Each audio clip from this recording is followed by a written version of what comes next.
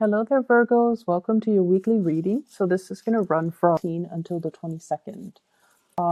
First off, I have a few big messages for you guys. I feel like this is a week where the give and take in a relationship, and it doesn't even matter what kind of relationship it is. Imbalances in give and take in friendships, in collegial relationships with work colleagues, co-workers, bosses, and as well as people who are near and dear to you, a relationship partner, a child, somebody that you share space with, whatever it is, whatever those relationships are.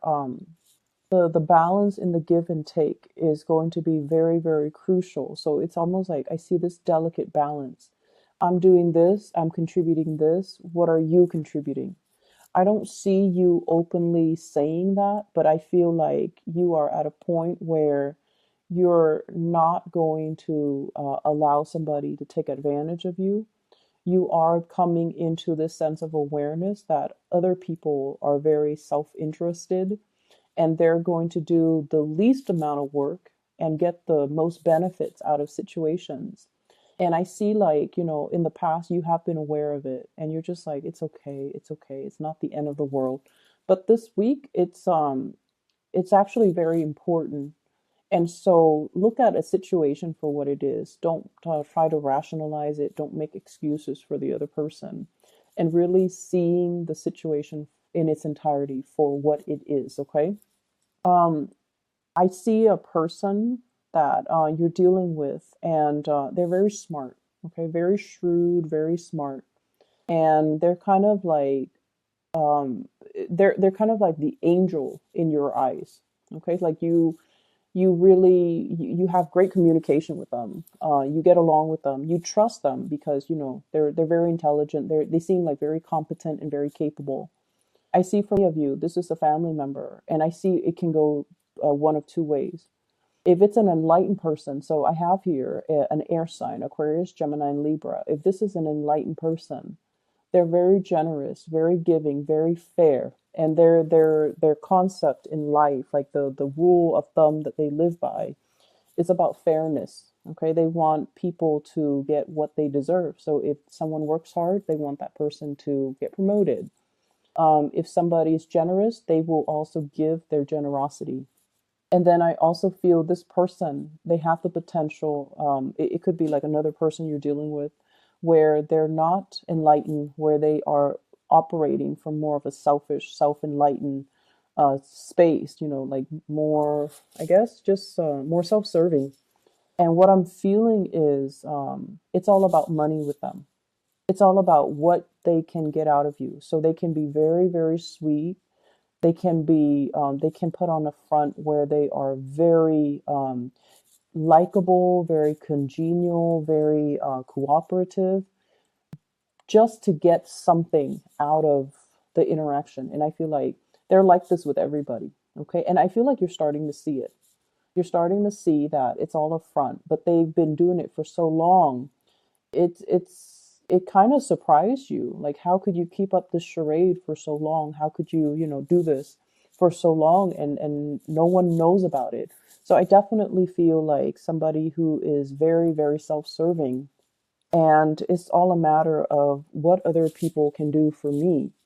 What can I get out of this? How can I, kind of like weasel way into a situation and put on like a shiny facade and just get the most benefits out of it. So that's what I'm feeling.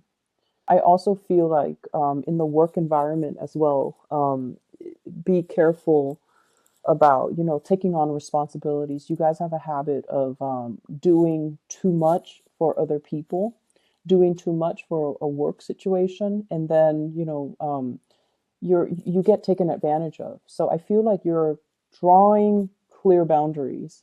You are holding yourself back. We are heading into the holiday season, so a lot of work needs to be finished, so that they don't sit overnight through the long holiday season.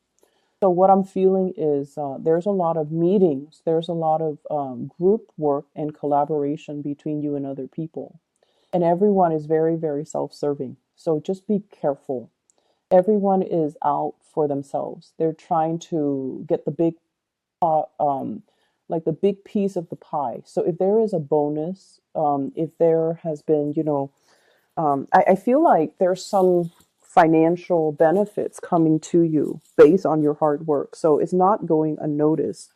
But I also feel on the flip side, other people that are not pulling their weight in a work situation, they're also getting a bonus. And that's not really fair. And I feel like you're coming to this sense of injustice. Like that's not fair. They're not really doing much and they're still getting the bonus. So you might feel a little bit jaded by the decision from management about whether or not these people are owed, like compensation, whether or not they deserve a bonus. And I feel like it's really not fair. I also feel like there is some type of a recognition ceremony, like an achievement awards and things like that, where somebody is like, oh, I want to thank this person, thank that person, when in fact, when they were working, they were just very uncooperative.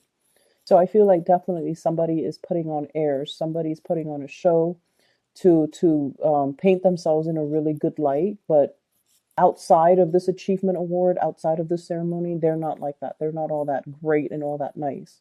Um, I do see issues with children coming into the picture for those of you with children, or you're taking care of other people's kids, or you're dealing with somebody who's significantly younger than you that you really care about.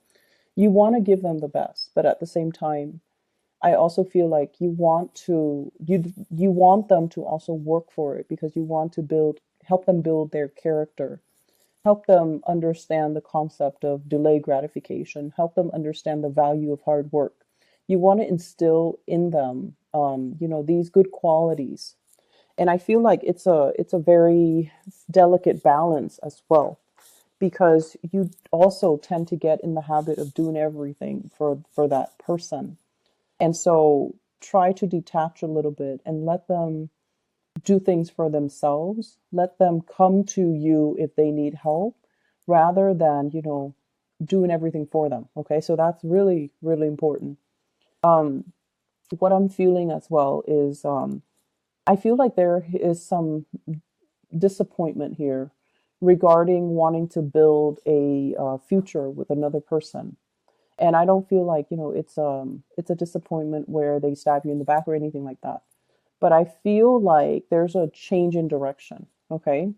What we thought we wanted, we don't want anymore. So for example, if you're with a partner and you're like, okay, let's move in together, next month, and then stay together for about a year and then see if we're ready to buy a property. And then, once we get the property, then we are going to have children. I feel like those plans are either disrupted or they are kind of redrawn. Okay. So it's like you're reprioritizing and, you're a little bit more like you might be fixed on the timeline. Like I want to do this in this specific year. I want to do that and things like that. You have everything planned. But it seems almost as if the reality is we're both not at a point where we're ready. So let's just put those plans on hold and let's just, keep them on the back burner for now until we both are financially established. I feel like you're dealing with a partner who is not as financially established as you are. And they might be wanting to rush things. They might have trouble finding their sense of direction. They might have trouble um, they might have trouble with the foundation of their professional life, with their finances. They might not be where you need them to be in order for you to feel safe about creating a future with them. I'm also seeing one person working and then the other person is like a stay-at-home parent. And I feel like the stay-at-home parent might be at a point where they're like, I want to return back to work. So you have to kind of like accommodate and try to work out how things are gonna, look and how things are gonna work and how that's gonna figure into the equation. So I see that element here about the you and a significant other, you have already decided on a course of action, and then there's some disruption or there are some changes to that that course of action, and you have to kind of sit down and redraw the blueprint, redo things, and to revisit this discussion. I don't feel that is bad, but I definitely feel um, the times are changing, is what I'm seeing. Circumstances change. So we have to learn to be flexible. Okay. So I feel like flexibility and just understanding that situations change. So as soon as situations change and you're catching a whiff of these changes, it's really important to have these discussions um, to kind of rehash the plans. There's no harm in it. I feel like it's a smart thing to do. So, be open to that. Um, I'm also feeling as well health issues when it comes to moms. So I don't know if you have been in touch with your mom. I feel like it's your mom. It's not like an in-law or another female family member. I was getting this with Capricorn with their dad, and I'm getting this with you with your mom. So reach out and see what she's dealing with and if she's okay. I feel like, it would mean a lot. Okay. So just reach out to your parents. Um, I'm also getting as well, like property needing to be appraised, or you're anticipating some type of repairs within the household unit, some type of repair, some type of restructuring, possibly remodeling, making room for more people to move into the household, or fixing up property in order to sell them. So that element is coming through. It's going to work out really well. It's going to work out really well in your favor. And I also see like a big financial windfall, bonuses, commission checks, and things like that. And so financially, I feel like you're in a really, really, really good space. For those who are single, I feel like if you're dealing with an air sign, so this is an Aquarius, a Gemini, or a Libra, they're making a re-entry into your life, okay? And I feel like this is a person that you get along really well with, but for whatever reason, I feel like they might have been in your life and then they left and then now they're coming back in and you're kind of wondering, where were you? Like, what were you up to? And I feel like they dealt with some emotional pain while they were away and they're over that. So now they're making a comeback. So they're going to be very clear with you. If you ask the right questions, they're going to be clear and honest with you. And then I also feel like an earth sign, Taurus, Virgo, Capricorn. This is somebody who really loves you, really, really, really loves you. You have a lot of love for them as well. I just feel like financially they're not where they need to be, and they're working on that. They're working on not only to build for themselves. It seems like they're looking at you and they're just like, the Virgo is really prosperous. I'm not on their level. So they might be hesitant about approaching you, asking you out on a date. If you're with this person, they're also feeling like they're not on your level and they want more for themselves before they can give you a commitment, okay? Which is a really good energy. And so you have some good contenders with you. You have some good people around you, and I feel like being flexible is a really good quality to kind of incorporate into all the decisions you make this week, so that you don't get sidetracked or fixed into one course of action. Okay. I hope the reading is helpful, Virgos. Once again, I'm really sorry for the delay with your reading. I'm in Northern California. We have a lot of smog from the wildfires, and I've been feeling really sick, just under the weather because of all those particles I'm breathing in. So I apologize. I'll try to I hope it clears up next week, and prayers go out to the families and all the people affected. But I will try to get these out early. I should have some free time next weekend to get these out early for you guys. I wish you all the best. Take care.